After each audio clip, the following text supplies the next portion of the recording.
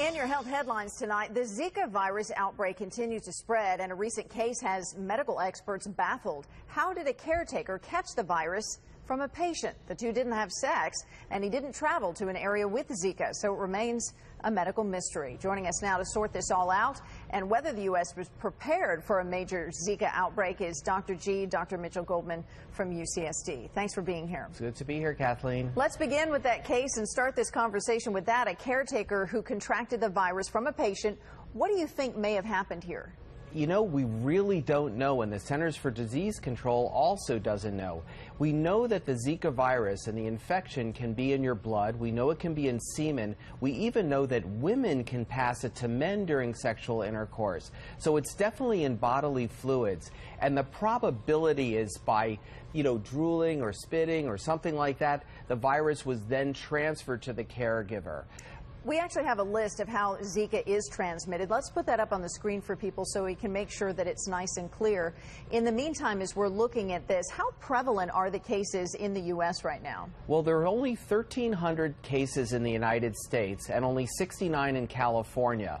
But that's because the virus really isn't here yet. It's only here from people that travel to Brazil or Puerto Rico, and then they come back with the virus and then transfer it to their loved ones. But it's really quite a severe disease. In Puerto Rico, a quarter, 25% of the 3.5 million people in Puerto Rico are going to be infected. And the CDC thinks that many people in the United States are also going to be infected. That is an alarming statistic that you just read off there, Dr. G. So what exactly makes the Zika virus special? And not only why are we susceptible to it, but why aren't we able to fight this thing off? Well, it's a mosquito-borne disease, and this mosquito just likes to bite people, and it likes to live near people. So the best way to fight it is the same way when we built the Panama Canal. You got to fight the mosquitoes. So you got to get rid of all the standing water near your home, if it's in like a discarded tire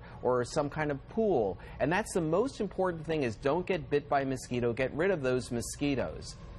And that's the most we can do. There's no vaccine. What's the protocol if you think you may have it? Are there symptoms that surface? Well, the symptoms, fortunately, are not that severe. You can get a low-grade fever for a few days. You can get a rash, some muscle aches and bony aches, and a headache.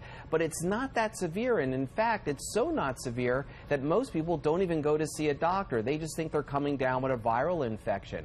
So it's only really, really bad if you're pregnant, because what happens is when the virus is in a pregnant woman at any stage of pregnancy, first, second, or third trimester, it has a very high likelihood of causing an abnormality in your baby's brain that causes what's called microencephaly, or a smaller brain. And so that's what we really have to be on the lookout for. And Dr. G, are physicians prepared for this in the sense that do they know what they're looking for since it's relatively new to the scene? Well, in most of the journals, like the Journal of the American Academy of Dermatology, Medical Association, New England Journal of Medicine, in the last few weeks, there have been articles almost in every issue of the journal on the Zika virus. So physicians are being prepared to know what to look for.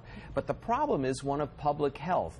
What needs to happen is our federal government and state and local governments need to get their act in gear to start to prevent the mosquito outbreak, because it's summertime, and especially after the Olympics, with so many people going to Brazil and coming back here, that's when the CDC thinks we could have an alarming high rate of Zika virus transmission. All right, that indeed could be problematic, and some athletes opting not even to go to Rio. All right, Dr. G, thank you for your insight tonight.